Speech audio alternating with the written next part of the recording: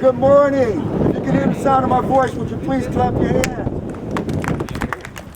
Thank you. It is such a delight to be here with you all today.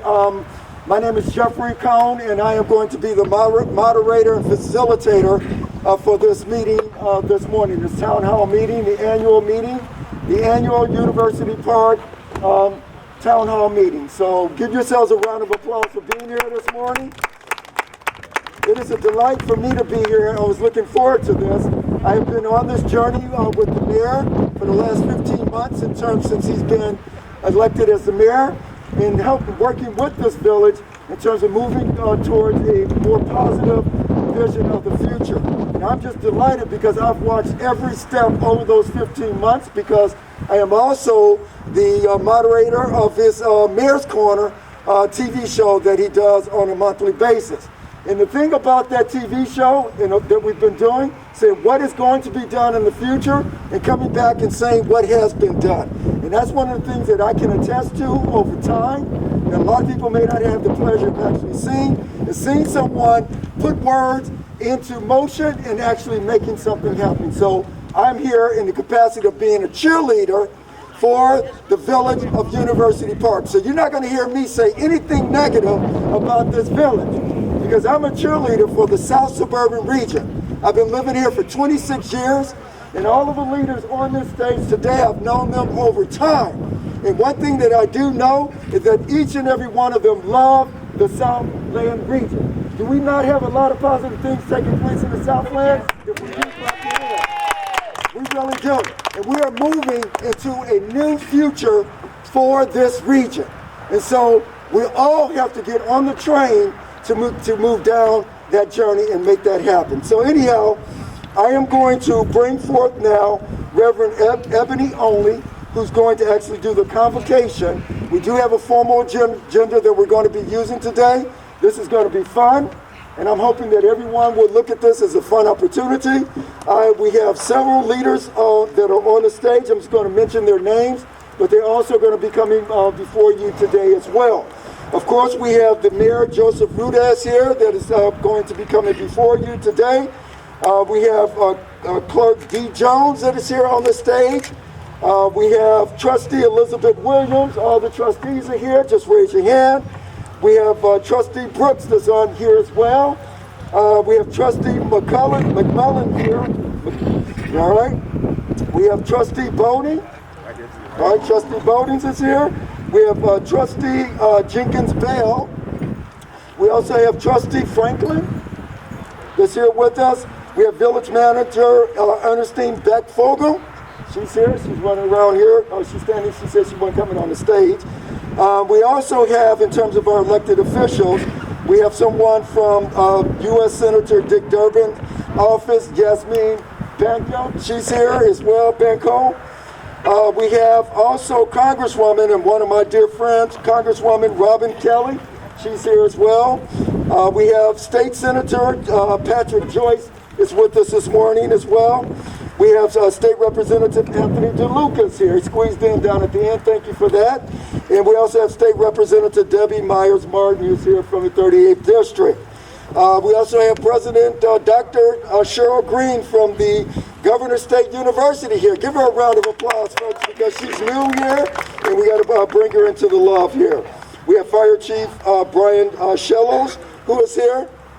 And let's see, did I get everybody? And I think that's everyone. And of course, okay, James Ellis. Okay. Trustee James Ellis. Treasurer James Ellis, thank you. And of course, and the most important part that I've saved for the end is that, of course, all of you all are here today. If you live in the village of University Park, please raise your hand. Just raise your hand. Thank you. So give yourselves a round of applause, because this is about your village. This is your village. And this story that we're going to share today is about your village and how we're going to make it better going forward in the future. So I'm going to bring up the pastor to actually see. Good morning. You would stand up? No, please. The fall is upon us, and many of us have been preparing our gardens for the winter. What is true for the garden is also true for life. St. Bernard once said, learn the lesson that if you are to do the work of a prophet, what you want is not a scepter, but a hoe. The prophet does not rise to reign, but to root out the weeds. Being a prophet is not easy. In fact, many people actually avoid it. They run from it.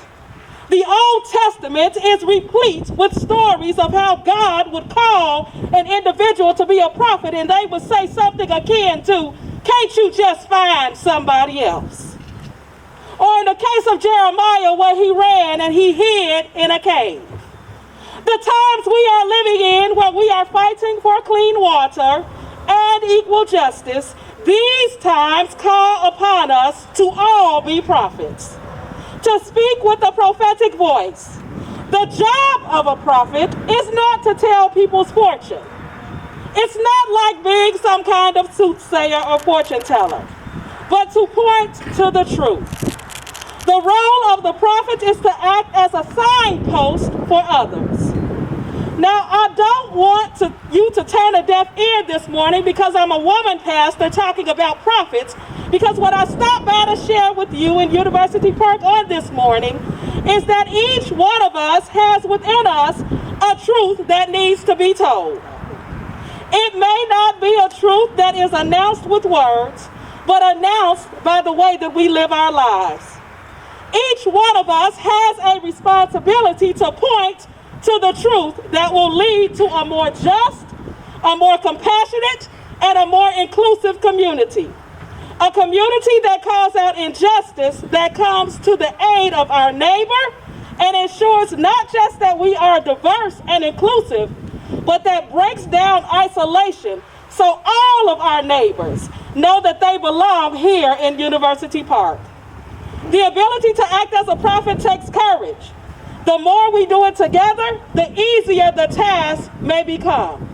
So my prayer for us on this morning as we open this meeting is that we each find the prophetic voice within us.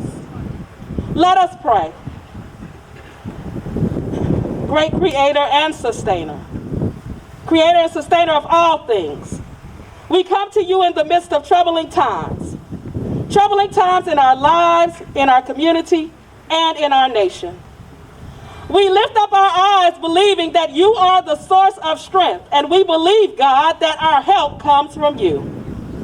Our hope rests in that you have given us elected and appointed officials, as well as community leaders and members, unafraid to speak with prophetic voice. God, prepare our minds, our eyes, and our ears. God, prepare our tongues, but more importantly, God, cleanse and prepare our hearts, so that your will of love for our neighbors is done. Let love abide in today's open door meeting and in the work that will continue long after it has adjourned. It is that servant's prayer. Amen. We're going to rise and say the Pledge of Allegiance, if you don't mind, before we get started, please.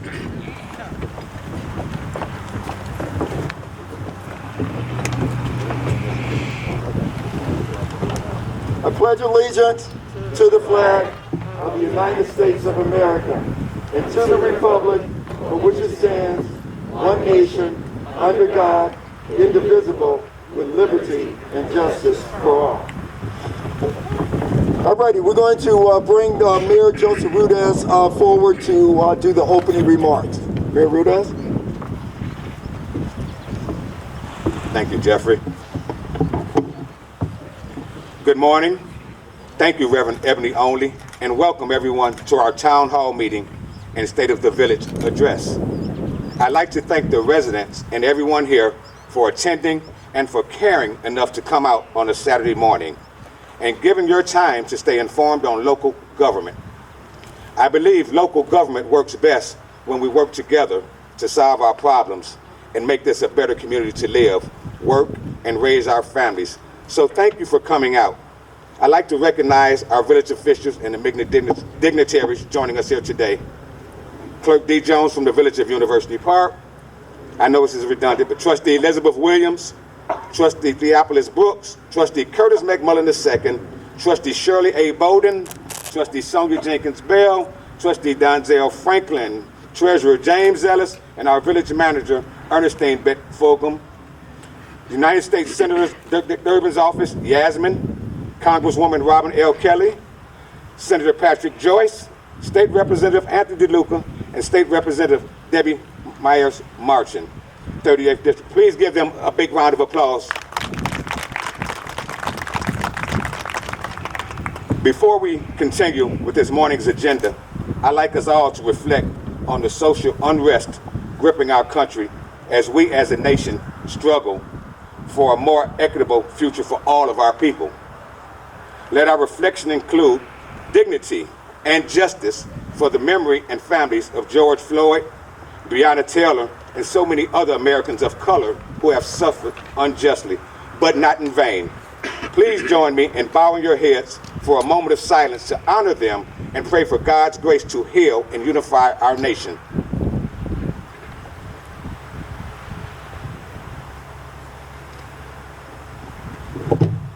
Thank you. An update on Aqua water. My position on behalf of the residents has been consistent and clear. If University Park were an affluent white suburb instead of an African American one, our water would not still be lead contaminated after 16 months of neglect, incompetent, and what I believe to be race-based decisions making at the highest corporate levels at Aqua Water. Shame on Aqua Water for knowing too long that University Park mothers were mixing their lead-contaminated water with the baby formula and poisoning the most vulnerable among us. That our school children were drinking your lead-contaminated water, and that our kids, families, and seniors might feel the effects of Aqua's water gross incompetence and their health and cognitive abilities for years to come.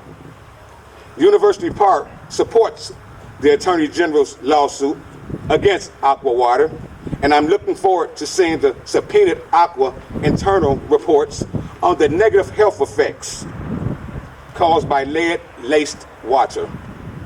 And I guarantee, as long as I am mayor of University Park, those internal documents will be made public. No confidentiality agreements, no sweeping their offenses under the rug. No deals.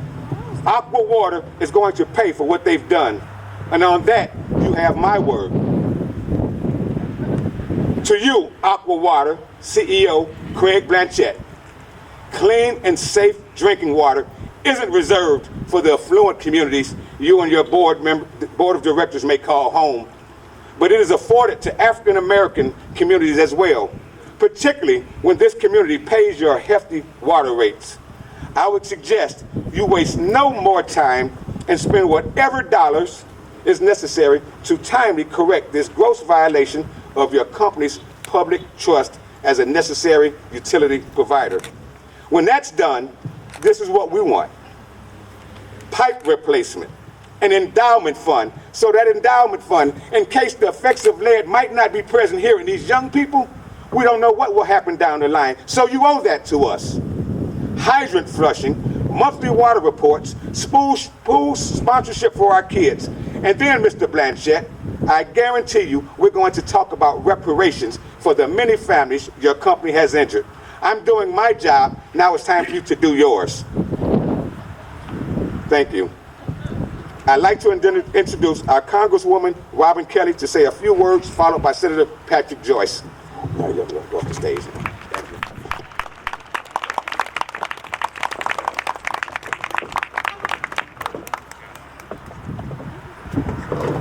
Good morning, everyone. Thank you, Mayor. Thank all of you for taking the time to come out. You do deserve a round of applause because everybody doesn't do that.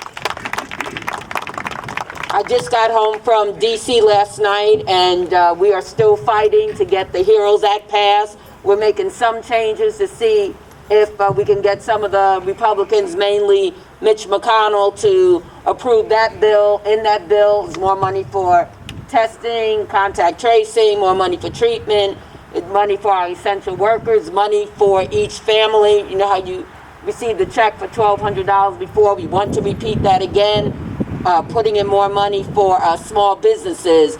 But the problem is, to be honest, they don't want to give money to states led by Democrats or cities led by Democrats. So that's the problem. And we don't want to pass a bill where our cities, no matter how large or how small, or our states don't get money, because we didn't know the coronavirus was coming. The amount of money cities, no matter how big or small, had to spend and states had to spend was unknown. So of course they're in deficit or in debt. So we're trying to see if we're really pushing hard to fill that deficit. The other thing is, even though supposedly the California judge is putting a stop on this, but we desperately need you guys to fill out the census. We need you to fill out the census. They count people, and if you don't fill out the census, if you're not counted, then less money will come to the state of Illinois, less money will come to University Park. So we need everyone to do their part. And then the other thing is, I'm not going to tell you who to vote for. This is not that kind of thing, but I'm just going to ask you to vote. And if you are voting from home, get your ballot, vote early. If you're voting in person, vote early. You don't have to wait until November 3rd. There's been various things done to slow the vote down, or maybe to make sure the vote is not counted, and we are asking you not to play into that. I've been working hard on healthcare issues. I've been working hard on gun violence prevention issues. We've been working hard on economic development. I know you know Amazon is all over the Southland now, which will bring thousands of jobs, and we are still pushing for an airport. We are 90% plus there. We just have to do a little bit more convincing, but we are there, and the airport is needed. It doesn't make sense for people to have to go to Rockford to have goods delivered when we can do it right here. And we do have the economic development to support another airport. So I want to thank you guys for all of your support. Again, please don't forget about the census. It's so important. And hopefully we will have, even if we can't get it through November 3rd, in January, if things look a little different, we should be able to get some of the resources through that we know the municipalities and the states need. And one happy thing, I haven't met the new president yet, but I don't know if you got the word, but Governor State is getting some federal money. I don't know if you got the word, but it is for one of your projects. So, all right. And so there is money coming in. There's no earmarks, but municipalities and colleges and nonprofits, there is grant money that people have to apply for. So you guys did a great job. Thank you so much. Thanks for being great citizens. I know that the mayor said that Senator Patrick Joyce was coming up next, but State Representative Debbie Myers-Martin has to leave shortly, so she's going to come now. Okay? Thank you. Good morning, everyone. Thank you so much for coming out today for this town hall meeting. It is so important for our residents to be engaged and interested in our communities, because that's the only way that we succeed. That's the only way that we are progressive. That's the only way that we stay united in our goals, is that we have to be engaged. So I would like to thank the mayor of University Park, the trustees, and all of the elected officials, Dr. Green. I am very excited to be here because I am the representative of the 38th District, 15 municipalities in the Southland. And I, like Jeff Cohn, the biggest cheerleader that you will ever see, because I've lived in the Southland for over 30 years. I know you can't tell, but it has been my goal as a resident, as a mayor, as a trustee, as a community relations director, that we get our place at the table, that we have truly effective and productive economic development. We are tired of seeing our residents have to go outside of our community to shop. We are tired of not having the South Suburban Airport that I have been in that fight again for a long time. And like Congresswoman Kelly said, we are finally this close. And I am going to keep pushing at the state level. The governor, I'm happy to say, put over $162 million in the budget to move that airport project forward, and I am going to keep my foot on the pedal because that is what you have to do. In Springfield, if you don't speak up, if you don't become a pest, you get left at the starting gate. And so I will continue to do that. As the mayor said, we have economic development. We're on the move. We have momentum. We have Amazon. We have logistical manufacturing firms located in the Southland, investing hundreds of thousands of dollars in the Southland, bringing jobs. This is not the time to relax.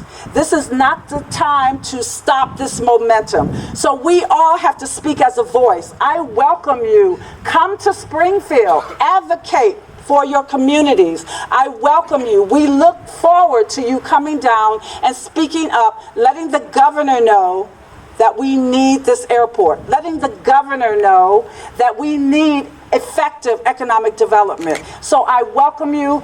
Reach out to me. My district office is in the village of Matheson. I would love to meet with you because as an old mayor, and I'm sure you might recognize this feeling, I love having that conversation. I love having that dialogue. I welcome the questions. I welcome commentary. I want your suggestions for legislation.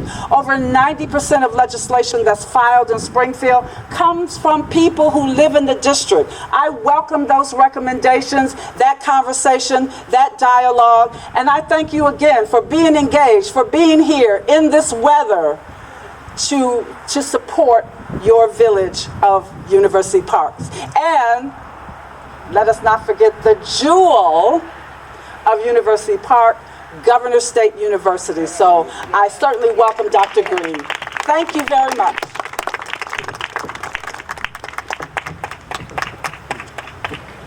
Well said, Representative Miles Martin. Ladies and gentlemen, I've been in the Illinois Senate for just short of a year. And what a year it's been. I've learned a lot more about public health through the coronavirus pandemic and the water pipelines here in University Park to last me a lifetime. When the mayor and other officials here in University Park first contacted me right after I took office, I knew we could not wait. We had to listen, we had to learn, we had to act. I've been in countless meetings and conversations over the past year with everyone who has been involved in this difficult issue. I've been talking regularly with Aqua, with the State Environmental Protection Agency, to make sure we're taking every step possible to get you the clean water that you deserve. I'm talking to residents and business owners, and we're taking action. We have made sure that to have clean, safe, bottled water, and that Aqua is not charging you for the water service that you don't trust. When Aqua said that they were going to make you ration your water use, the mayor and myself both said that that's not acceptable. I'm here today and meeting regularly with your mayor and trustees to find a permanent solution. Everyone deserves clean, clear, safe drinking water when you turn on your faucet. I will stay on this until we get to that point. This is a great community with limitless opportunities. I've walked door to door and spoken to many of you. I see the potential at Regal Farm and help on several cleanup issues that we are having there to move that project forward, as well as finding state funds for the project. I've driven out to Pine Lake with one of your trustees to see what a hidden jewel you have in this community. I see a bright future here, and I'm very glad to be part of it. I thank you for having me here.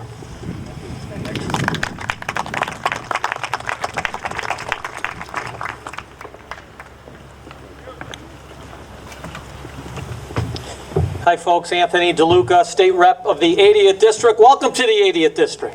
How about that? Happy to be here. Mayor Rudez, village trustees, Dr. Green. Great to see you in person. All the meetings are Zoom now. But dignitaries, community members, University Park, the water issue is something that we are going to get resolved. As Senator Joyce said, regular communication with Aqua, regular communication with the Illinois IEPA, the US EPA, the mayor's office. We're close. I believe the Illinois Environmental Protection Agency wants to see a 90% level. I think we're right around 89%. We're moving in the right direction. We all have to continue to work together for the same goal to get this, the goal achieved of clean, clear drinking water. You know, University Park is so ideally located here in the Southland. There is so much potential here in University Park. With the good leadership we have, with the mayor and the trustees, we can accomplish so much. I'll continue to work with the village leadership so that we can accomplish the goals here in University Park.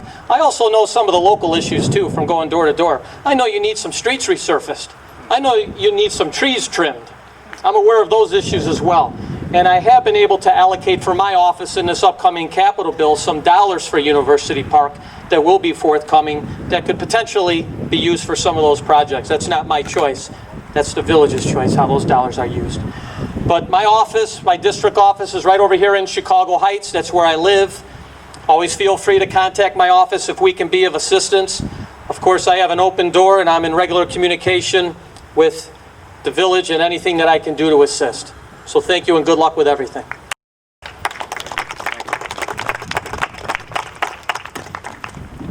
Thank you. Will you please give our federal and local state officials another round of applause, please?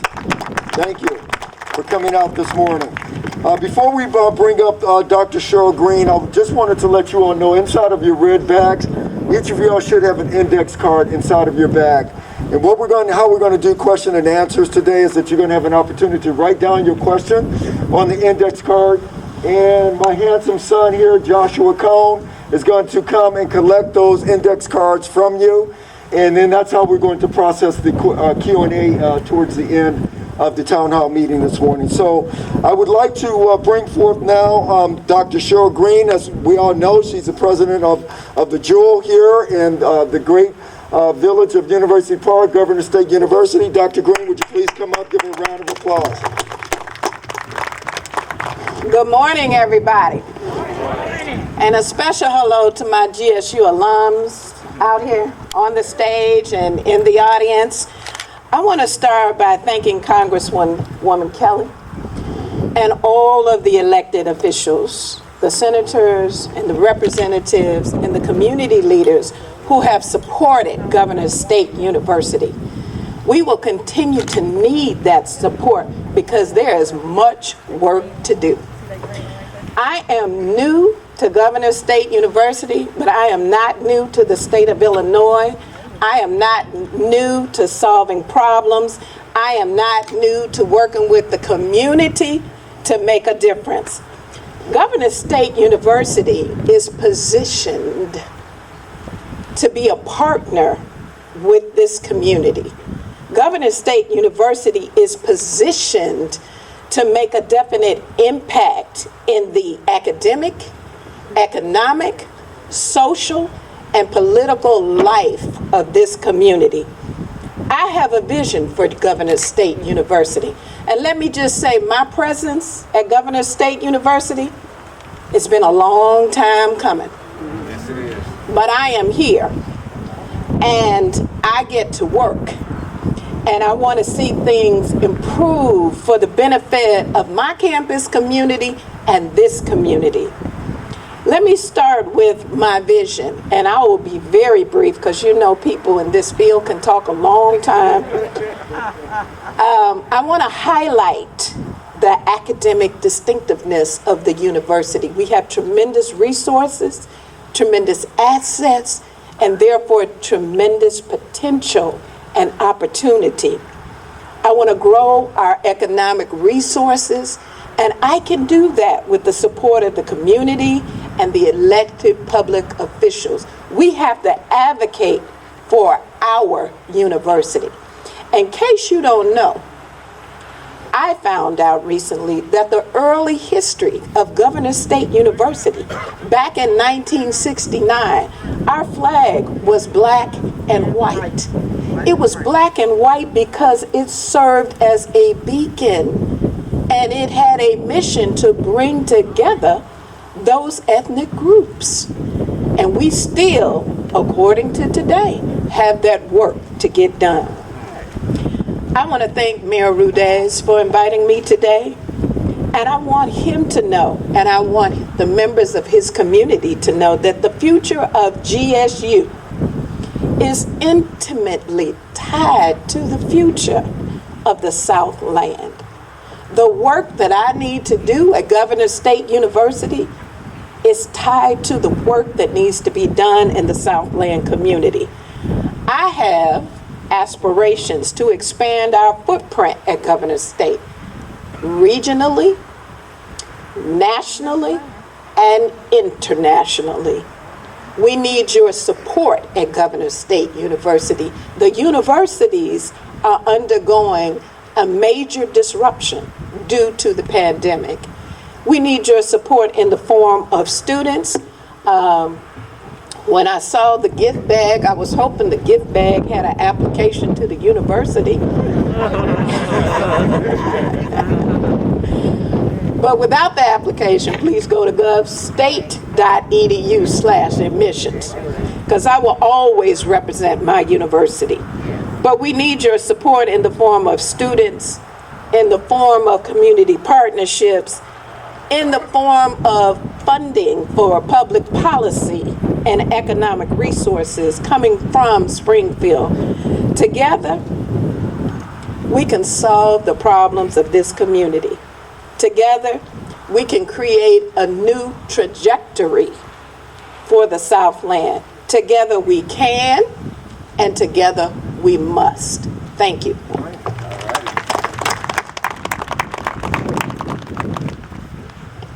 Thank you, Dr. Green, and welcome to the community. The trustees have been great hosts this morning, so they let the leadership go first, but we're going to bring forth now the trustees to give their own personal welcome to each of you this morning. So I'd like to bring up Trustee Williams first to come to the podium.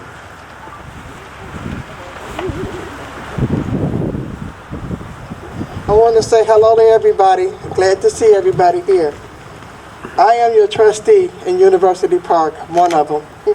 I like to make sure that this community grows much better than what it is now. I like the streets to get fixed. I like the trees to get torn down.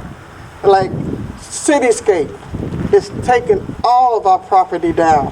We need to get rid of Cityscape. We had somebody to come in and buy it, but they're not doing anything about it. We have kids going over there playing, they can get hurt. We need to stop this. We need to stop it right away. We need all our properties to get back the way they used to be. I am here to try to help do these things. And anything else that you all, the residents of University Park, would like to see me do, all you have to do is tell me. And I'll be there for you. Just give me a call. Thank you.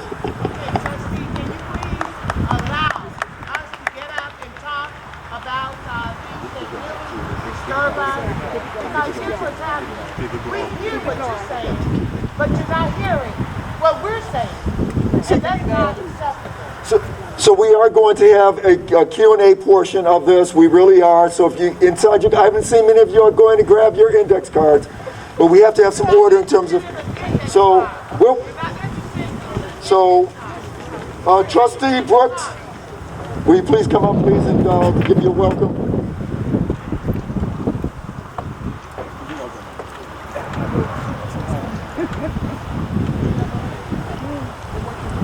Good morning, everyone. Good morning.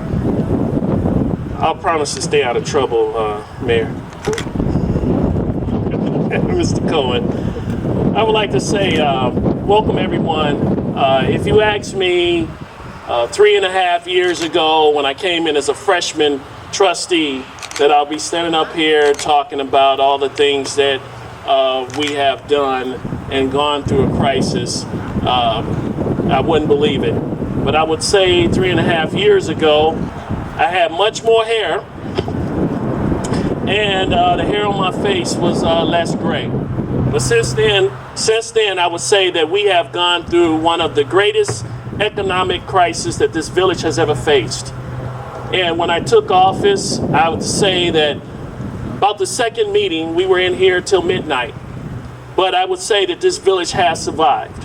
I would say that I take pride in saying that my role as being a trustee that was about public safety, that after this election and the new mayor, that my freshman trustee role turned into more of a senior trustee, so I got called number 2.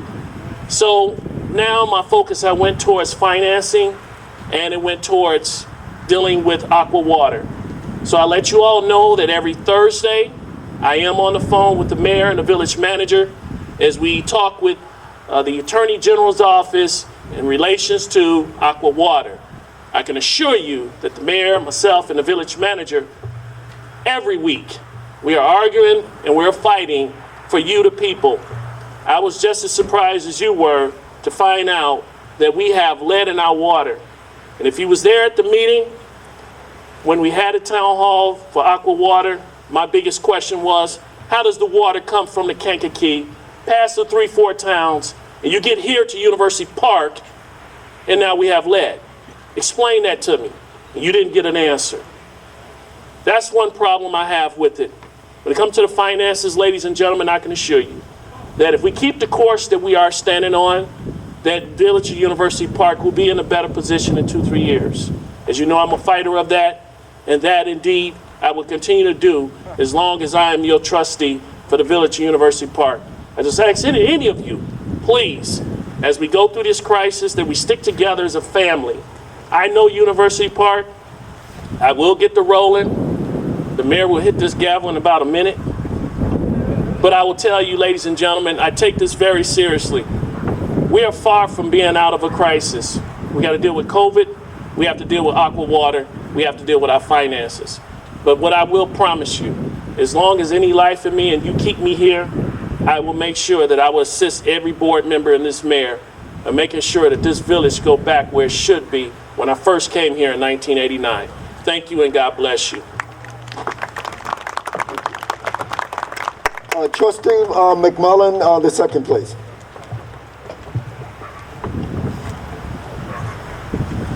Good morning, everybody. That was my partner, fellow trustee Brooks. We embarked upon this journey 3.5 years ago, and I'm very proud to say that I've been a trustee of University Park, and you are sitting on a brand new paved parking lot.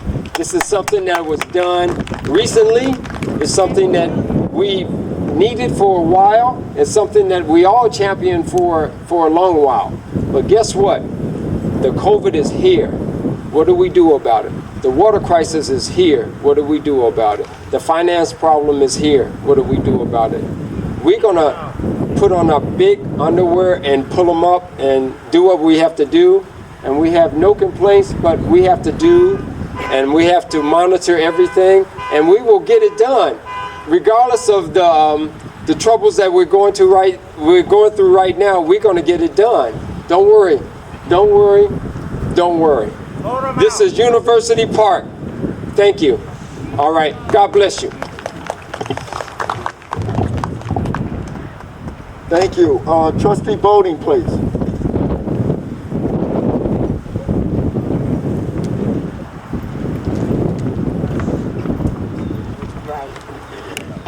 Good morning, everyone. I'm Trustee Bowden. Welcome to 90 Town Center and our newly paved parking lot. And you can all agree or not agree that it's time for it to be done. I am the liaison of the economic development project, and as you know, we have Amazon here. And Amazon has brought a lot of interest to the Village of University Park. I meet daily with the mayor and village manager on new businesses trying to come out here. As you know, we have Aqua next door here. We have Sugar Shack.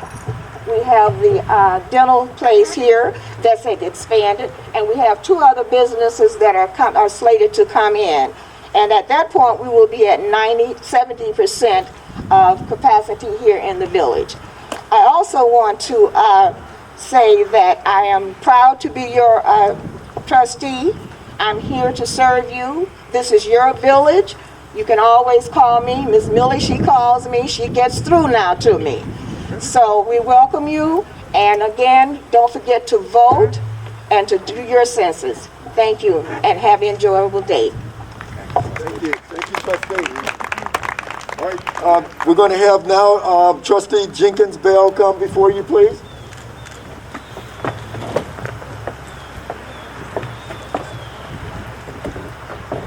Good morning. Thank you guys for coming out today to see what we're doing and what we've been doing for the last year and a half.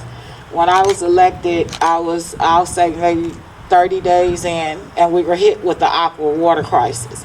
As a freshman trustee, it was a mess to know that I fed my grandchildren with lead water.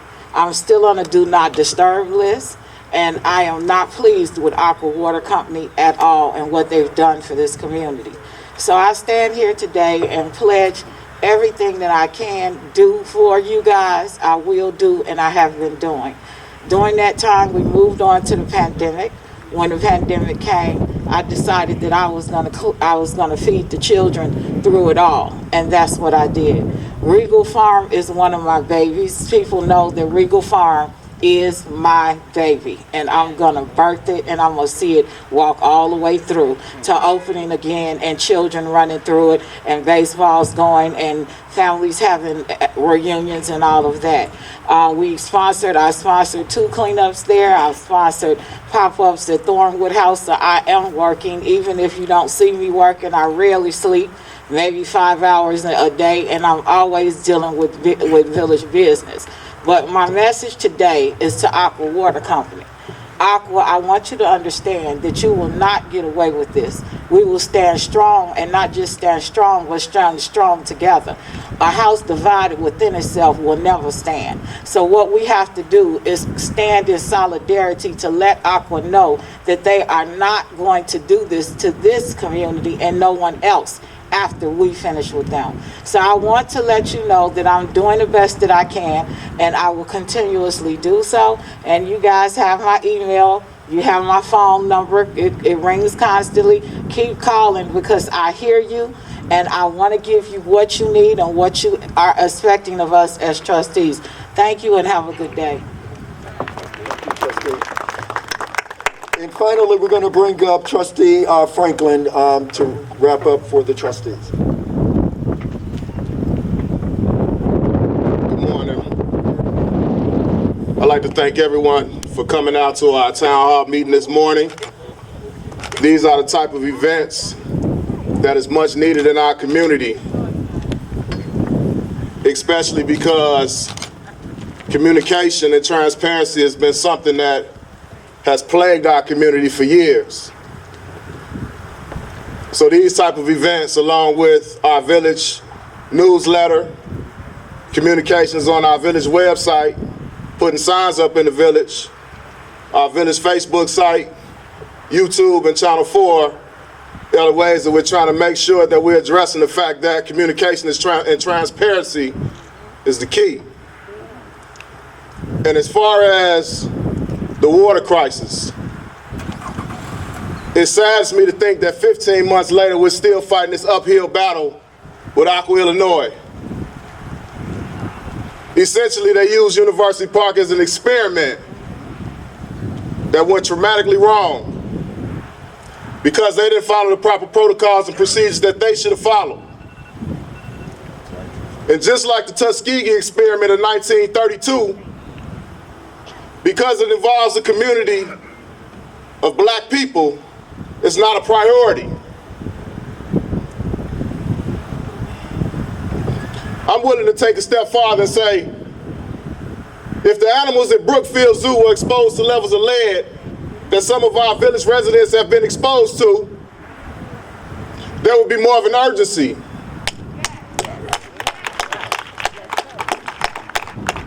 There would be more of federal support, state support to make sure that this is rectified. And if the health reports say that no levels of lead is good, that means the exposure to lead in our children, it is proven to have detrimental effects short-term and long-term. So what that means for the Village of University Park's residents, that we're in the midst of a dual pandemic with COVID-19 and a water crisis.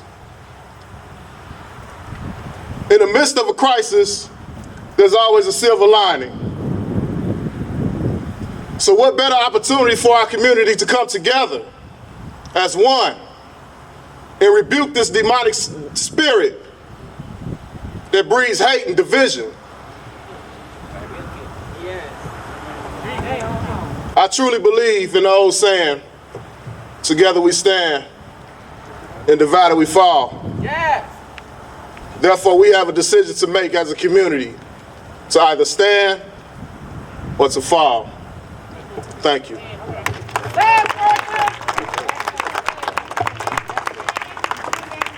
Thank you, trustees. Will you give your trustees a round of applause, please, for working with the mayor and organizing this?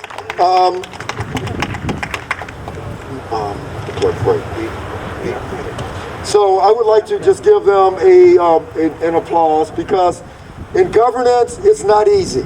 But when people step up, they put themselves on the ballot, they run for a seat, they come into a boardroom, 7 people working with themselves to come and make the right decisions, the tough decisions. Whether they make them right or wrong perfectly, I take my hat off to them, because it's not easy to put yourself up before the public and allow them to criticize you in everything that you decide to do. But the one thing that I do give them credit for is that they're standing before their public to make the decision. They're working together. I've watched them struggle together and working together and making the tough decisions. So I take my hat off to them today as they're trying to bring this great jewel of a South suburban village back to life. When we talk about having a university here in this town, we talk about having Pine Lake in this town, when you talk about having 2 gorgeous golf courses in this town, when you talk about having a new Amazon facility in this town, when you talk about having, look at the optics of this parking lot being paved at the intersection where Metro is paving. Give them a round of applause for their work. We need to. And I take my hat off to them. So now what we're going to do now, I would like for you to get your cards. Joshua, where are you? I am, I got you. Make sure that you're getting your cards so we get you involved in this in the manner in which the trustees and the mayor would like to do so. I would like to give the clerk, D. Jones, an opportunity to come forward and to wrap up, and before we move to the next part of the agenda.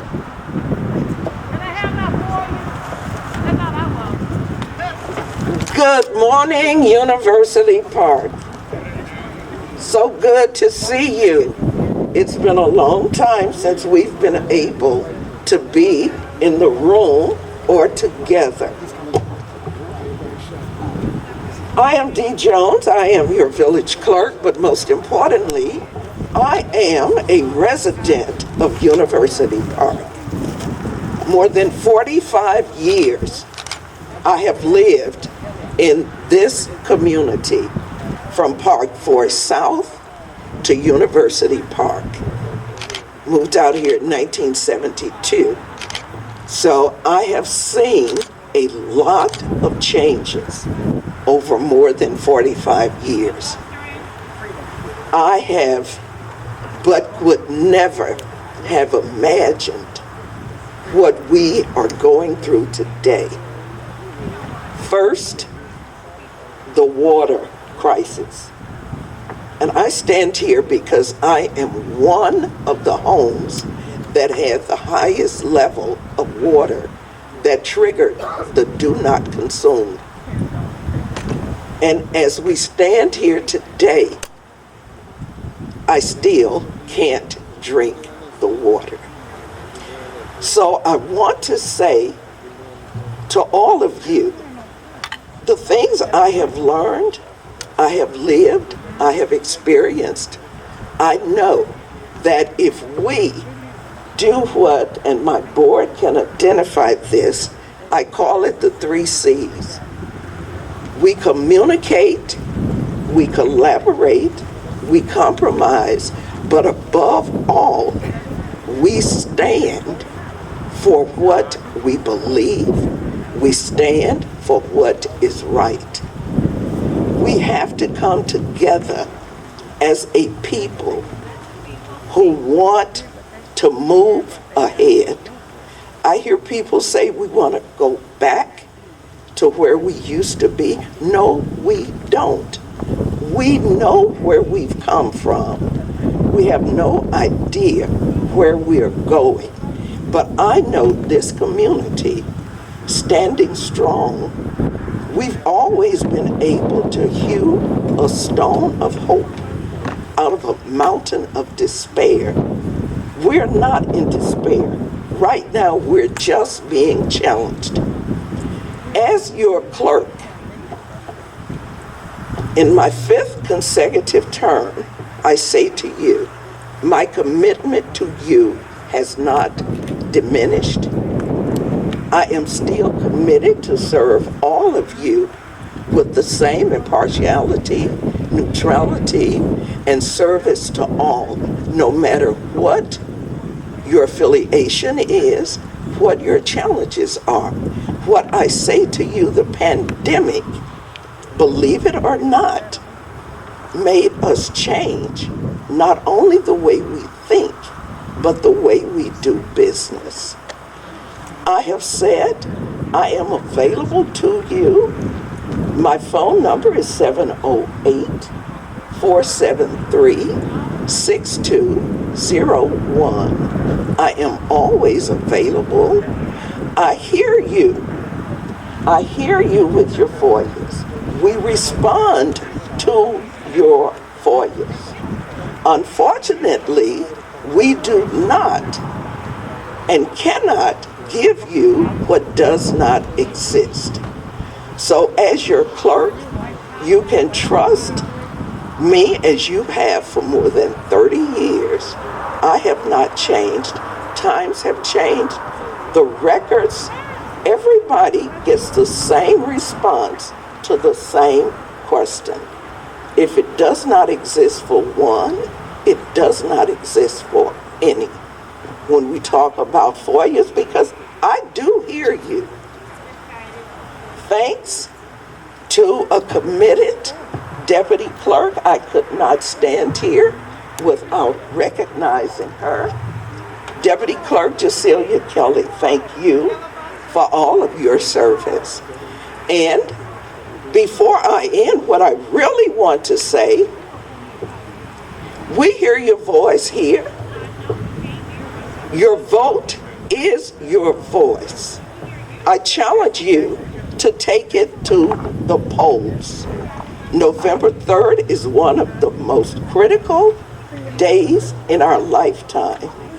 Can't tell you who to vote for, but I will say, if you don't vote, you have no voice. Take a friend, take your voice. Don't forget to fill out your census and to do. Don't let anybody tell you that your vote doesn't count or you're not doing anything. We all stand on greatness.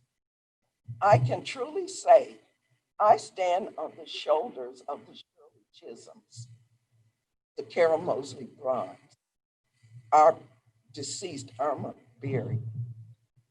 We stand on the shoulders of the Dr. Martin Luther King, the John Lewis. And we move together with all of our elected officials, but our goal is to serve you. We welcome your challenges. We ask for your questions. We also ask you to come with suggestions. If what we're doing does not work for you, let us know what your changes will be. Again, I said, voter registration is still going on. Early voting began on Thursday. Governor State University will be the early voting site for University's Park, but you should contact Governor State University to get their days and hours of operation. But right now, you can vote at the Will County Clerk's Office at 302 North Chicago Street in Joliet. You can send in or your request for mail-in ballot. And again, GSU will be a drop-off site. For your early voting. That's if you don't trust me. But again, get your census in, get counted. Your vote is your voice. Let's register, let's vote. Thank you. Senator Durbin has sent Yasmin Banco here just to say something very briefly, and she wanted to come and just welcome you and say good morning. Good morning, everyone. My name is Yasmin Bankole, and I serve as Senator Dick Durbin's outreach coordinator in his Chicago office. I did just want to let you know that we are here to listen, we are here to learn, and we are here to keep the senator abreast of the issues that are impacting Illinois communities. I did want to thank the mayor and University Park for having us here to listen to this important and needed conversation. Thank you.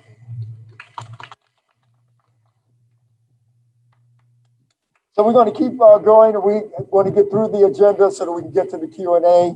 I know that we've had some unexpected surprise visitors. Hopefully that the mayor will, Reverend Jesse Jackson is coming in, part of the town hall meeting. And, you know, sometimes you just have to deviate from formality.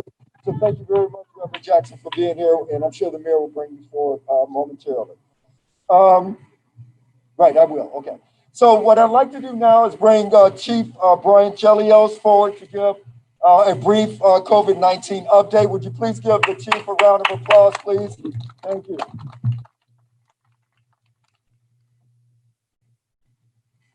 Okay, thank you everyone for coming. Thank you to Mayor Rudez and the board for giving me a few minutes here today.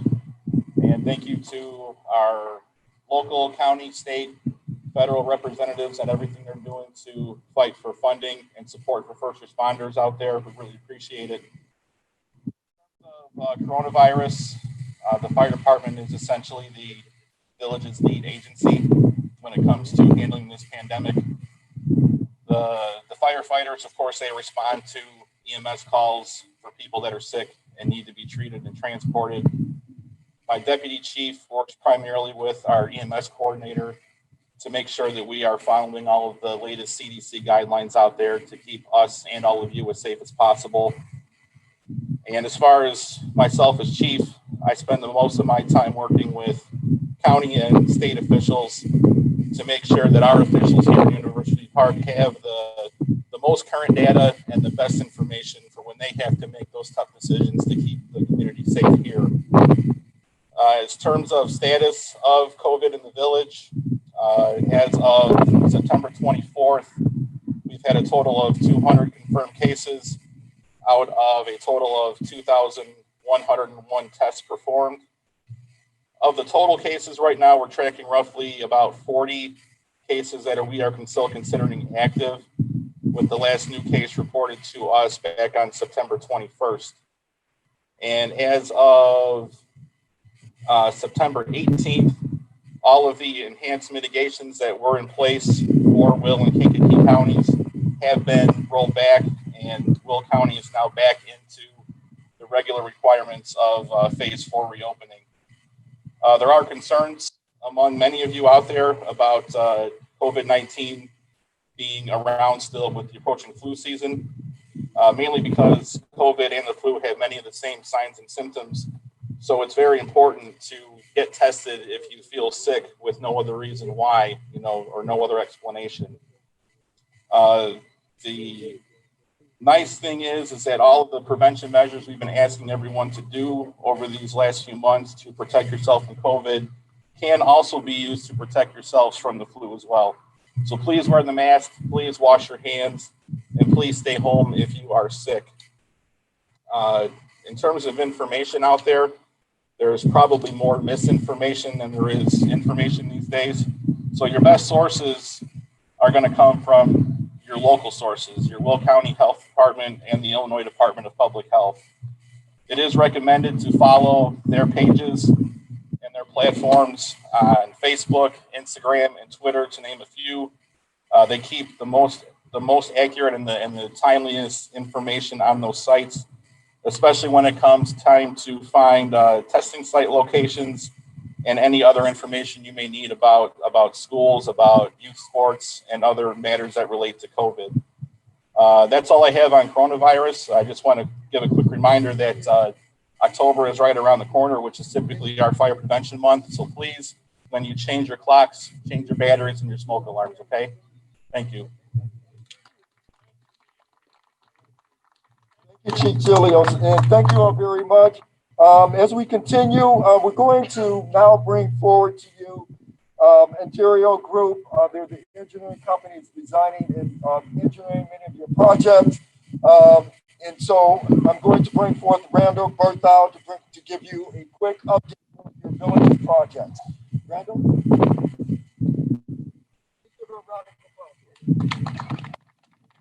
Good morning and thank you. Thanks so much for having us out here to join you all today. My name is Randall Bernthal and I'm a planner at the Ontario Group. I'm also here with a colleague of mine, Andrew Johansson, who is also a senior project manager with the Ontario Group.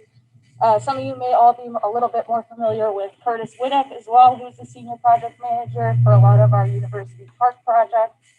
But he was unfortunately not able to join us here today.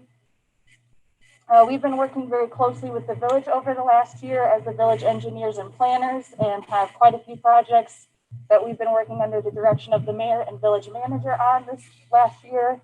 And we're invited here today to provide you all with a quick status update, kind of keep everyone in the loop on what's going on.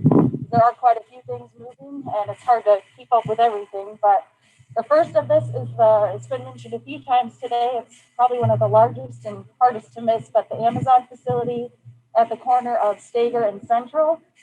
This was a $150 million investment project that the village worked very hard to secure, and it's going to bring at least 800 jobs, probably 1,500 jobs with construction added in as well. So that's a pretty big and exciting project going on right there. Thank you. Okay.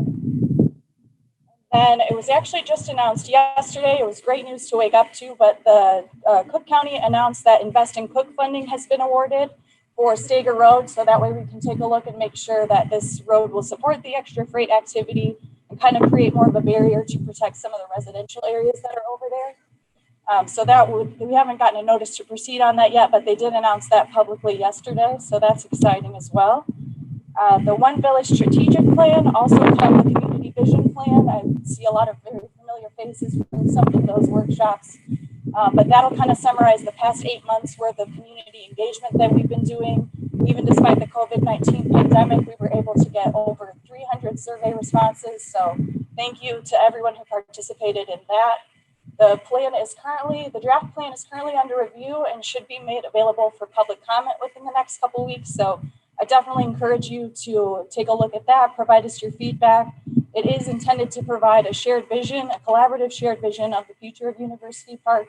So any feedback you could provide would be phenomenal. We'd love to make it sure that it's a very representative plan and kind of guides everyone as we move into the future together.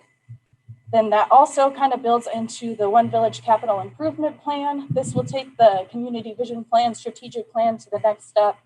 Next level, identify some key priority projects that are more specific that will help to kind of achieve some of those community identified goals. And we've also kind of paired up some funding opportunities and partnership opportunities that might help advance those projects a little bit further, a little bit quicker than maybe otherwise.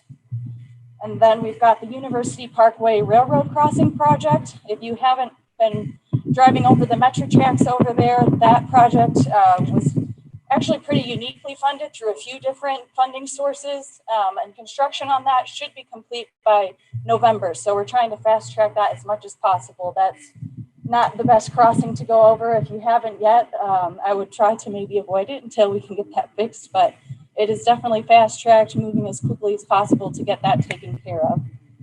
And then we've got the local road resurfacing program. I think we mentioned a few times today some of the roadways that could use a little love and care there. We've got 4 priority projects identified. The first has already had funding allocated, which is Farmview Road. And then we're moving on to Abbott Lane, Amherst Lane, and Union Drive as soon as funding can be secured for that as well. And where the village is actively pursuing a few funding sources to get those projects taken care of as well. Then we've got the 50/50 sidewalk improvement program. This one has been pretty exciting to develop. We've got an approved program and application. The village is currently seeking contractors to fulfill that program. And as soon as that contractor is selected, we'll take that application live. And the village has decided to pursue an application process that will select the most severely impacted projects and kind of coordinate projects where possible to maximize the benefits and get the reach of that program and funding to go as far as possible. We've got the University Parkway Side Path project. The Regional Transportation Authority has allocated funding for the phase 1 engineering that would design a path that would connect to the existing path that ends currently at Cicero Avenue and would connect all the way to the metro station. So that way people that work in the industrial corridor or some of the commercial areas over there would be able to more safely walk to work. They don't have to walk along the side of the road to get to that path. And you'd be able to get around a lot more safely, a lot more quickly. And then we have the Ricoh Farm Revitalization project while grant funding has still not yet been secured, the village is working very diligently to become able to qualify for a lot of the programs that could fund this fully, but there's also been roughly $124,000 set aside in an account to address some of the primary concerns that would kind of stabilize the buildings until full funding for the project could be secured. And then we have the Pine Lake Park Revitalization Project. A proposed schedule for landscaping improvements has already been announced to kind of address some of the vegetation, the overgrown areas. And then there's also an opportunity, while the village is still working to qualify for some of the Illinois Department of Natural Resources funding, there is a non-grant funded maintenance agreement potentially possible with the IDNR to allow for restocking of fish in the pond. And they would also kind of monitor some of the water quality there, make sure that the fish are healthy, that people can fish regularly and use the park. And then I'll wrap up this last one pretty quickly. Old Forge Lane, there are some flooding concerns along that area right there. That there's a survey scheduled within the next few weeks to kind of kick that project off, alleviate some of the flooding experienced by residents in that area. Lots of good things. The village does a pretty good job of updating the website. I find myself checking it pretty regularly to attempt to keep up with all the great things happening. So I definitely recommend that as a resource for people looking to stay involved, stay informed, and to kind of submit your comments there as well. But thank you to the mayor, the village manager, the board of trustees for continuing to work with us. We look forward to seeing what all you're able to accomplish in the future and hope to support you however possible. Thank you. What a list. Oh my goodness. They got a lot. You all have a lot of projects lined up. So that means to me, when I listen to that the village of University Park will not be the same in 2025. It is going to look totally different. Your town will be different by 2025 and substantially different by 2030. That's what that means to me.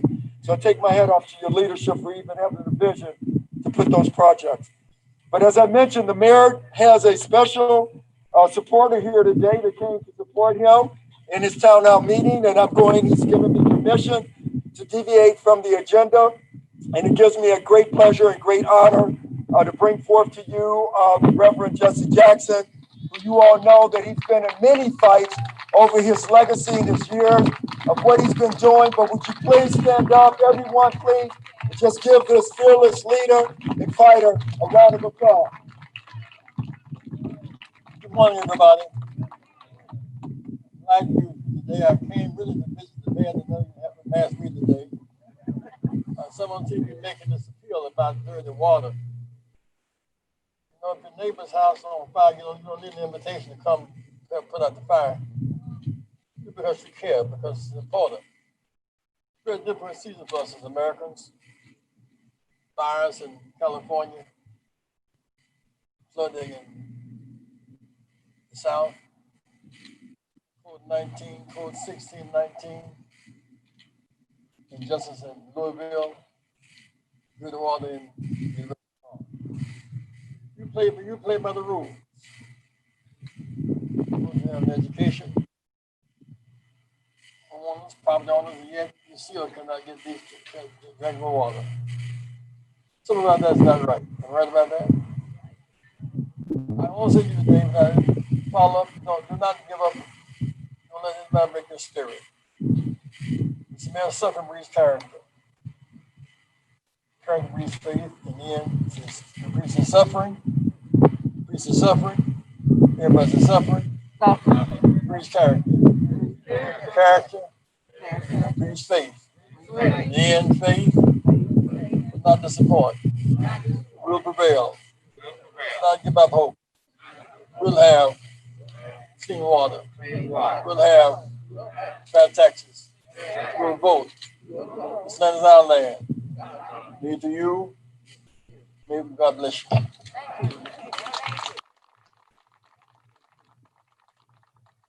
It's Romans that he was quoting to you all, and I appreciate that's one of my favorite chapters in the Bible. So thank you in scriptures. As we continue, we've got a few more minutes as we progress. I'm going to be bringing forth the mayor to you now to give his state of the village address. And then what we're going to do is have the Q&A.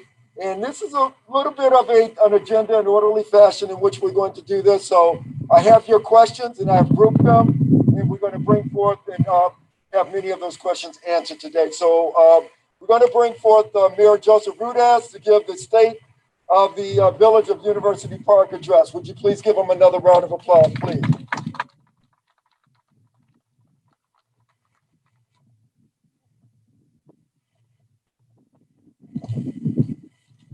We have a lot of other important topics to cover, so let me begin my State of the Village address, after which time I'm glad to open up things for questions and answers.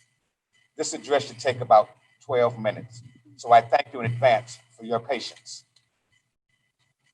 My goal as mayor has always been to build and maintain a clean, safe, and affordable community for our families. A village where our property values are stable and rising, where our kids and families have recreational activities, and where our quality of life is good. Our homes represent the single largest investment for most families, and we need to protect those investments. That's done by keeping our village safe with well-trained and equipped police and firefighters. Equally important is to keep our village clean and well-maintained, like this newly paved parking lot right here at 90 Town Center after so many years of neglect. We need our streets resurfaced, our public properties maintained, our sidewalks repaired, our main streets and village property in good order, and our parks operating and responsive to the needs of the community. But this is a cooperative effort. If we're going to raise this community up and attract new business, residents and homeowners, we need everyone to do their part. That means working together in the same positive direction, maintaining our homes, cutting the grass, cleaning up outside, painting, repairing, rehabbing, and taking pride in our homes and your village. If this village does its part and the residents do theirs, we all win. We have many advantages when it comes to attracting new businesses and families to University Park. We're home to Governor State University and the Southland's premier metro station. And we're a hard-working, middle-class community. At first glance, we have all the amenities to keep and attract homeowners.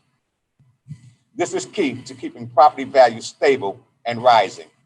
The Hickok Aquatic Center, the University Park Golf and Conference Center, Regal Farm, Pine Lake, ample parks, baseball fields, and tennis courts all support the underpinnings for residential stability and growth given the region's high population density and the village's strategic proximity to Chicago and potentially the new South Suburban Airport that will complete a world-class transportation matrix that would boast some of our nation's most expansive infrastructure, hubs for trucks, trains, barges, and planes.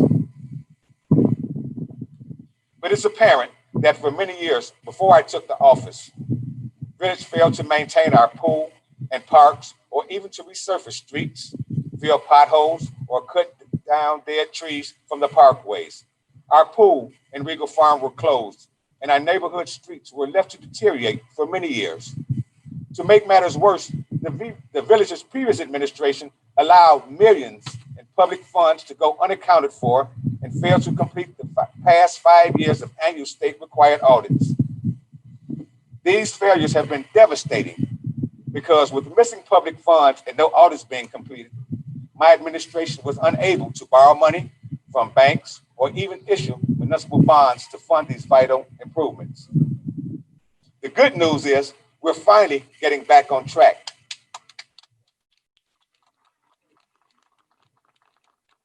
Over the past 16 months, in addition to addressing the Aqua water crisis, civil unrest throughout the country, and keeping the residents safe throughout the coronavirus pandemic, with the support of the Board of Trustees and the village manager, we have cleaned up many of the budgetary issues, renegotiated long-term debt, generated nearly $2 million in new revenues from Amazon's $150 million development, and will have completed delinquent state audits required by this November. As a result, by the end of this year, we have cleaned up delinquent state audit requirements from 2014 through 2016. The Board of Trustees recently approved 2017, and 2018 and 19 are 50% done and on track to completion. With the audits back in compliance, we'll finally be in a position to get financing for improvements to our pool and parks and begin widespread street surfacing, curb and sidewalk repairs in 2021. Having driven through the village in its entirety, block by block, on May 19th and 20th with my staff, I have prepared an 18-month plan and proposals to clean up the village. Over this time frame, here are some of the priority issues I'd like to discuss today and ask my colleagues on the village board to take action on. New business development, street resurfacing and repairs, code enforcement and cleanup, cityscape tear down, Regal Farm grant, Park District referendum, community policing, religious and community leadership initiative. Let me begin by saying a few words on each topic and then opening up things for discussion. New business development. University's economic development team includes myself, Trustee Shirley Bolden, Village Manager Ernestine Beck-Fogum, TIF Attorney Kathleen Field-Orr, and CPA John Kasparic.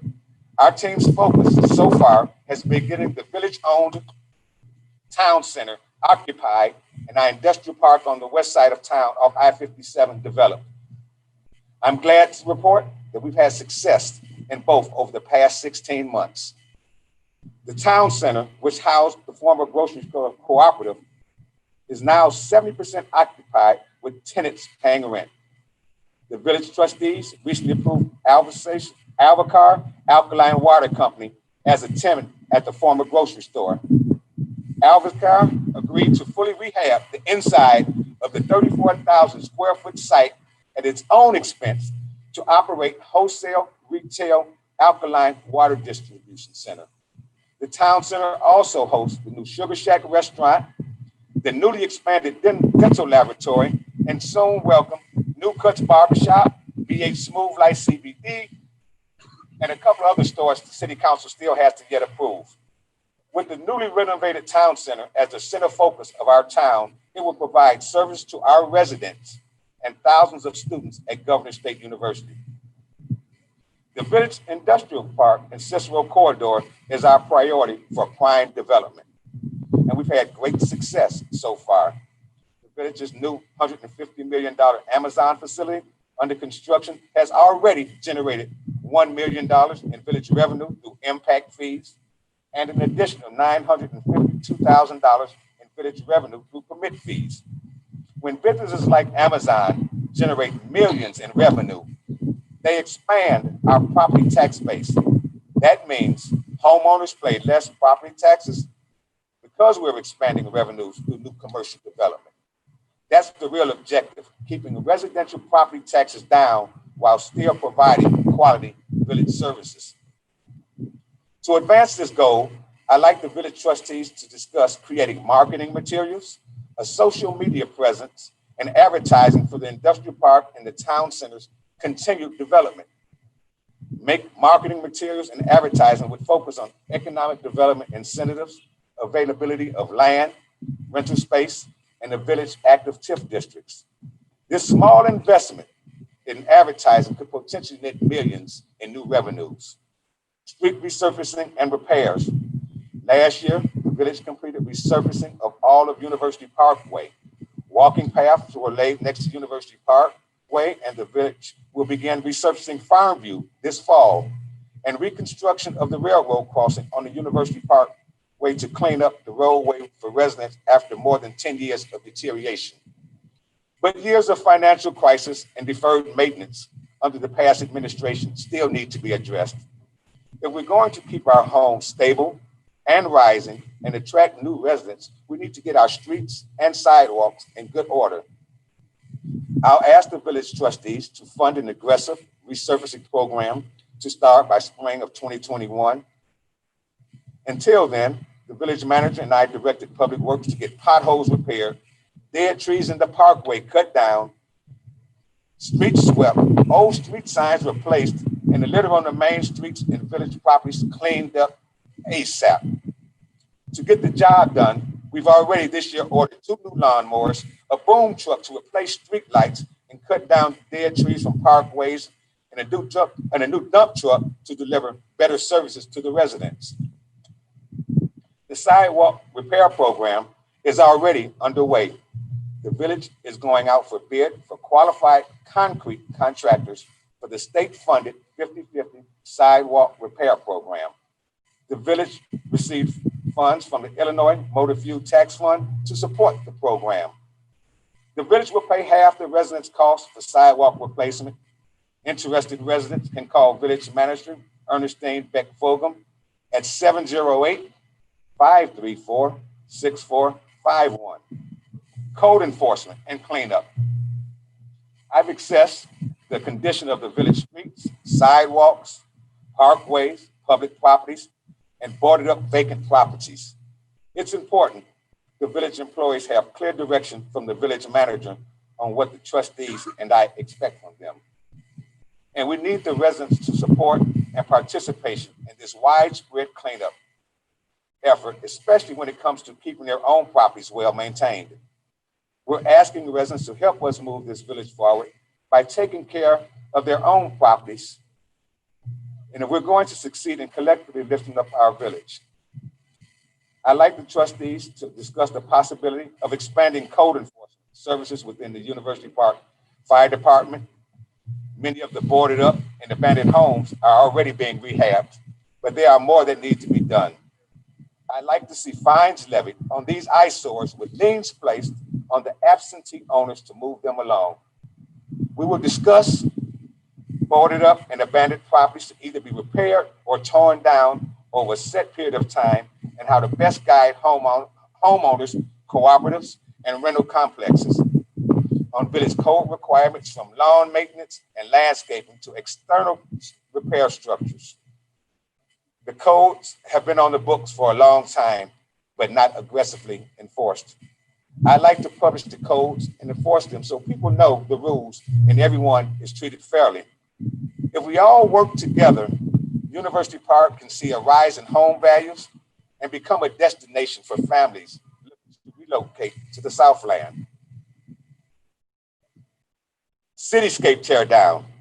Cityscape is a failed townhouse development with 70 plus deteriorated units abandoned in 2012. The previous administration took no action on the property for 7 years.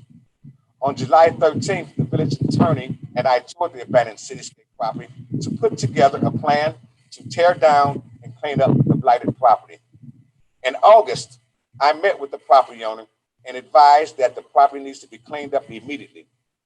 I directed the village manager and village attorney to give me and the village board options on how to get the property cleaned up and to start issuing fines and placing liens on properties for code violations.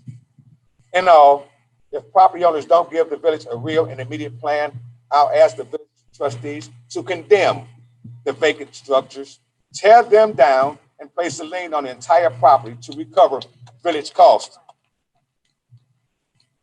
Regal Farm grant. Exciting developments are happening at Regal Farm. The village trustees allocated $125,000 to begin rehabbing and site, and trustee Sonia Jenkins is pursuing grant from the state to restore the farm.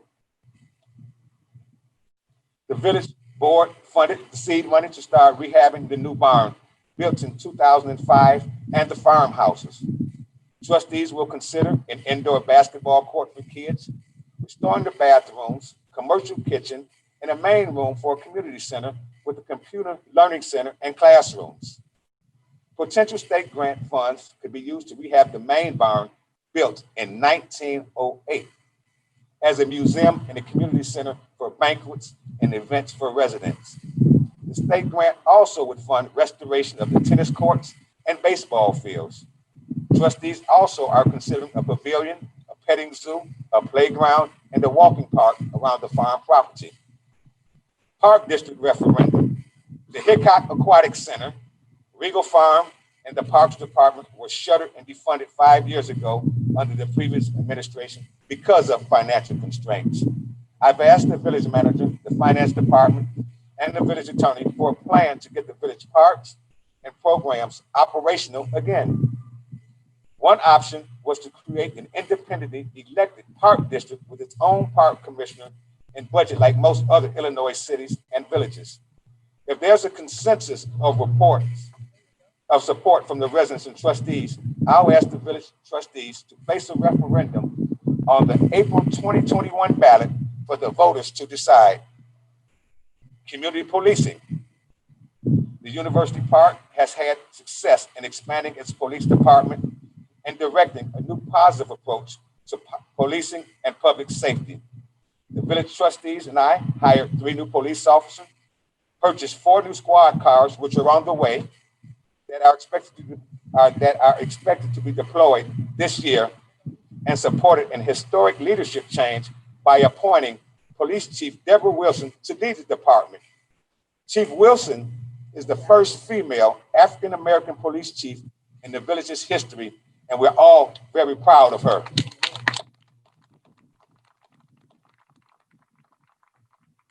I've asked Chief Wilson to start looking at a community policing program.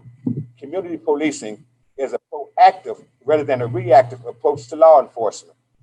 The idea is to work with the residents and community groups to prevent crime instead of responding to it after the crime has already been committed. I like to see neighborhood watch groups, an anonymous tip line activated for residents to call in, police foot and bicycle patrols in the neighborhoods, a greater use of technology and more communication between police, residents, and community stakeholders. We recently enacted the crime-free housing ordinance as an example of community engagement and cooperation between law enforcement and community stakeholders. The new ordinance provides greater communication and accountability between the village rental, property owners, and tenants. I believe quality landlords and quality housing stock make for a cleaner place and safer place to live. Religious and community leadership initiative. The Religious and Community Leadership Initiative will focus on coordinating charitable efforts such as food banks, and the village's 18-month plan for cleanup efforts, restoration of parks, infrastructure, improvements, and community events. It's important to me and the village trustees to bring the village together and bring the region together. Collectively, we have a lot of work to do to move our village forward in a positive direction. And people are hurting. Right now with unemployment and the companies and the country's economic downturn, the pastors and community leaders want to help, and my administration needs their help. Once the coronavirus pandemic eases up, I'll also ask the village trustees to join me in hosting an annual prayer breakfast with area pastors and leaders from the Southland. I'd like to discuss best regional practice to unify and serve the region through our congregation and non-for-profit organizations. Thank you for your patience and hearing my thoughts on moving the village forward in a positive direction.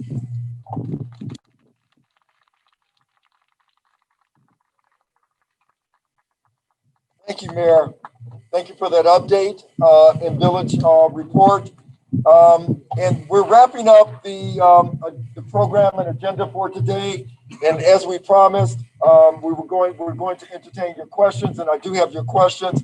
So I'm going to ask the trustee, the village manager, if she would come up, if you don't mind. Village manager, Beck Fogram, so we can answer the questions.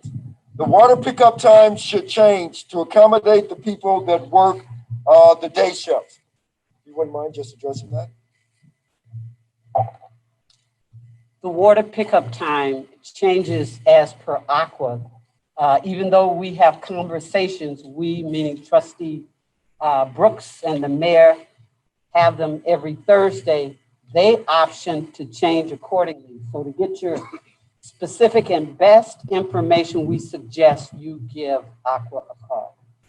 And if you want the number, I don't remember it, you can call the village hall and we can provide it for you. Okay. Before Reverend Jesse Jackson leaves, can we just give him another round of applause for coming out and showing the love that he has for this village? He came out here today to show how much he loves this village, as the rest of us do, and our other leaders. So thank you, Reverend Jesse Jackson. It was a real honor. So the next question, can we have the school district make multiple outreach phone calls explaining the importance of completing the sentence? So that question, I think, is geared towards, can we partner with the school district to make sure that we understand the importance of the filling out the sentence in the last few days? Just a point of interest, the village does in fact we're involved in a census summary committee that meets every month. And our representative, in fact, can provide this, but because of our coordination with the school district, we can in fact call the superintendent, Paglanese, to transmit the information. Other than that, they would have to, we can ask them to do it. The village, in fact, has been doing it, but we will pass it on to them and see if we can get their support behind it. Thank you. What's being done about the bad odor on Western around the Aqua water plant? Now it's in my house, as well as the Amazon, at Amazon, where my mother works. We've had that conversation with Aqua on a Thursday call. In fact, I was called on 2 occasions from Western Avenue all the way south to the intersection of Olmsted. And it was explained that there have been stagnant waters in certain areas, and when they're disturbed through hydrant flushing, it causes a substantial odor.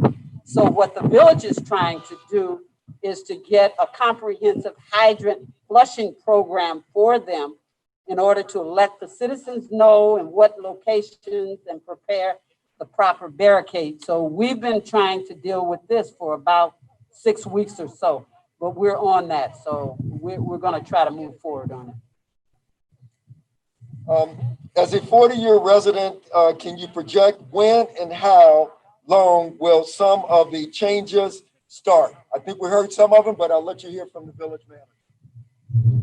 Every project have a different start date because some applications have been requested. We haven't received notification of start dates, but as they start, generally, when you're using somebody else's money, it's not an overnight thing. When you're in charge and you have money on the side, you can very easily expedite processes. But I will tell you, for example, one project that wasn't mentioned in the summary is the Cicero Avenue Streetscape project. And that project is going to be the core of the village commercial district as our quote unquote, for lack of our main street, which means that we had to go back prior years because it was in the archives, solicit and pull it out of the archives and get the state to approve. In other words, the state grandfathered that in. So the board, about 2 council meetings ago, approved that we could start it. So we signed the appropriate agreements. We send it back to the state, and it's a 2-year project. So it is on a list of which South Suburban mayors and managers control the transportation. We're on that list. Very few towns are on. So we're going to turn it into beautiful double-sided lights. Streetscaping is going to be awesome. To just answer, they're going to have various dates. When we alert them, normally I tell the board go through an action. I just don't arbitrarily do projects. I have them approved by the board, and we move forward with them. Did we borrow $2 million from Amazon? Did we borrow $2 million from Amazon? No, we didn't. We didn't borrow $2 million from Amazon. When will trees be removed? Currently, there was a group that met and we provided them with the list of priority trees. We had hoped to receive a boom truck that we had to have custom done because our lights are an average of 44 feet. And we had to have this custom boom truck done. And we won't get that until the end of December. But what we were also anticipating were motor fuel tax fees, some dollars. The amount we had expected, we haven't gotten that. They've been substantially reduced because the COVID-19 circumvented collection of a lot of taxes because a lot of folk didn't drive. So it's affecting all municipalities around the state. We are going to do some this year, but it's going to be initiated through our Public Works Department and not as a public bid. The Public Works Department can in fact do the job, and we're trying to keep most of the jobs in-house as to keep our employees working.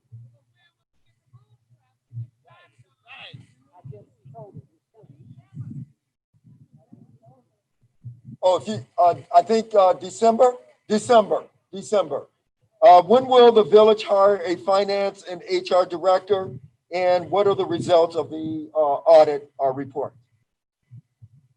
The audit reports are extensive, but we just got approved this past Wednesday, the 2017 audit reports. And there was a presentation made by our auditor. And if you were to go online, click on September 22nd, it could give you the whole summary of, on our website, the whole summary of exactly what has happened, what has progressed in terms of our audit reports. Also, the other part of the question is, the other part you wanted to know?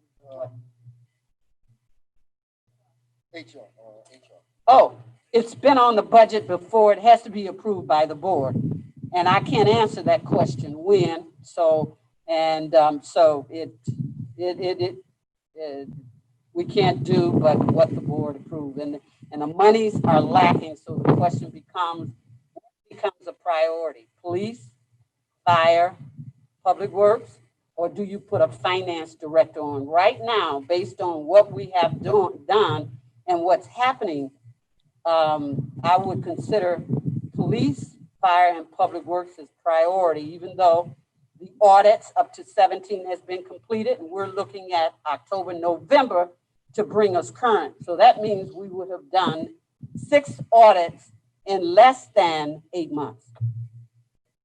And we're wrapping up. What is being done about the drug dealing in the parks of the city and concern of drug traffic, 900 block, Chief here? Okay. If she'd like, yep.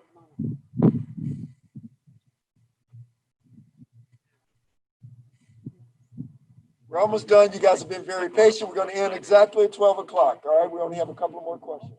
All right, Chief. Hi. Welcome to Chief. Give her a round of applause. And Chief, she hasn't come up today. As far as the drug dealing in the 900 block of Blackhawk, we did receive a few tips in reference to that. They are being looked into. Okay, I believe we've isolated the 2 that I'm aware of, and what's being done in reference to the drug dealing in other parts of the city. That's an ongoing effort. As you know, we are shorthanded, but we are doing the best that we can. We're still ongoing efforts. We're still taking any tips and so forth will still all be looked into. Okay, and feel free to give us a call if you have some information that will lead to some sort of arrest. Thank you, Chief. Thank you very much. What are we going to do with the building at the town center? I think it's more or less in general the town center, okay. The building in terms of the business economic development aspect. Okay, first of all, there are several entities. When I first came in town, they say the first impression is a lasting impression, and believe it or not, you can never get rid of the first impression. You'll always remember how things look, even down the line, if you do what you have to do to rectify that. So the first thing that when I came in, I looked and I said, this is definitely an eyesore.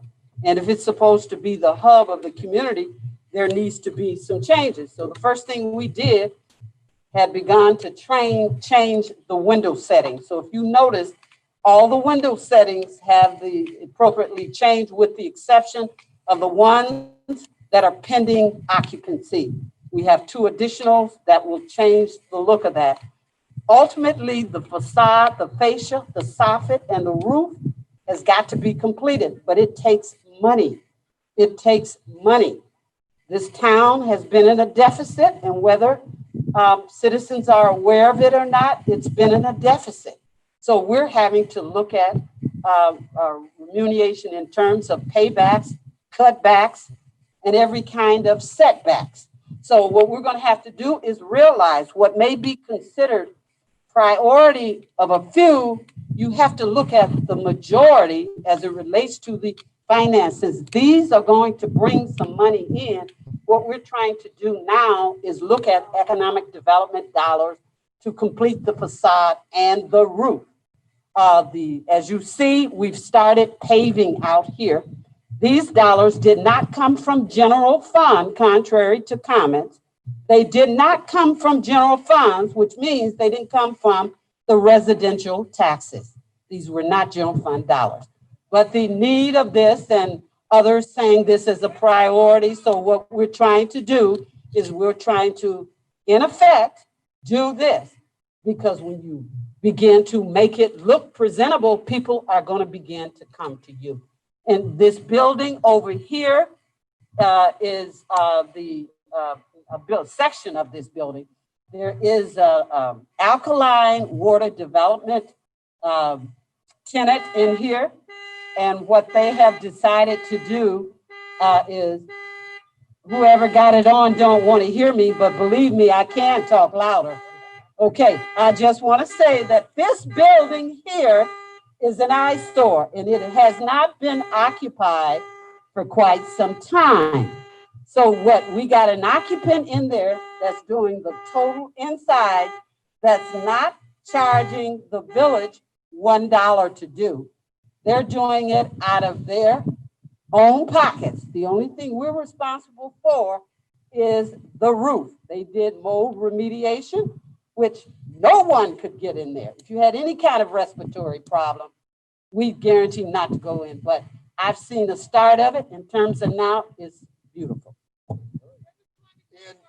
the last questions were really, the 2 questions were actually geared at will the residents be able to get access to the board meetings in the future via Zoom with the passwords be shared with the residents?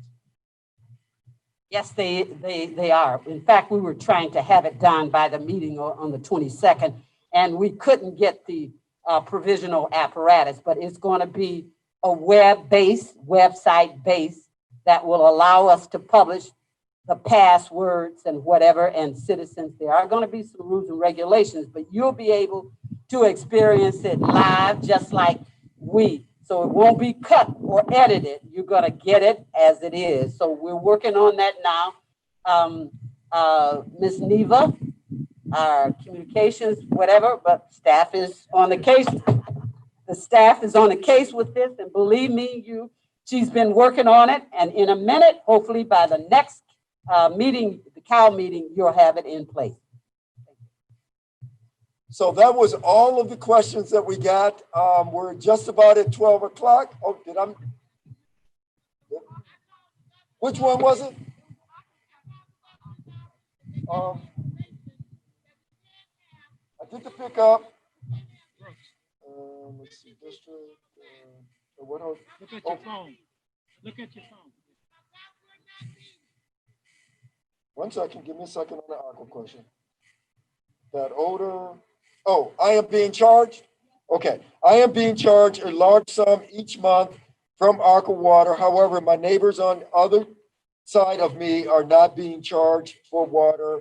Please provide a rationale on how this is possible, possibly give direction how I can address it.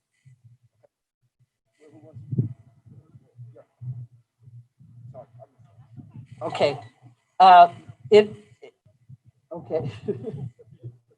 Okay, these meetings we were just talking about on Thursday. If you feel that your billing is out of line with traditional, you need to provide us with a copy of that bill, and we can address it during these Thursday calls. Okay, so provide it. You can provide it.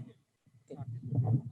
Copy of your bill, and then we can deal with questioning on it in our Thursday meeting. Okay. All right, and the final question, can Aqua give the senior citizen / disabled the smaller bottles of water? Smaller bottles of water. I think that's the gist of the question. Okay. And for that question, we're doing our very best. What happened was, and this is what I've talked about when the mayor and the village manager is constantly, every week we're fighting. There was a legal term in the order of when it came to what can be done, such as distribution hours and how much water can be distributed. In this instance, what happened was that they asked a certain amount of waters can be distributed. They asked, Aqua asked the Attorney General's office, could they do 6 1-gallon of plastic water to deliver, or to distribute. And somewhere around the line in the statute, they got around it. That's how come we ended up with those 1 gallon. But trust me, in 1 week, right, so a certain amount of gallons that they have to distribute in this crisis. And what happened was that the mayor, actually on that meeting, the mayor literally hung up the phone because he said, you guys are really shorting our seniors and our people with disability. So trust me, every week, even though it's a matter that's taken care of, we are speaking about that on the phone every week. Thank you. All right, and thank you all very much. We're a little bit over 12 o'clock. You all have been troopers. Give yourselves another round of applause for staying here. I think you've heard from this town hall report that there are a lot of positive things that are taking place in your village. There are people that love this village, not only your leadership, but other people that love this village that want the best for you. So I want you all to do one thing for me before we leave, just one little small shared visioning exercise. I'd like for everybody to close their eyes for a second. And I want you to think about 2030 and think about this village in Cicero and the busyness of Cicero. Think about Amazon.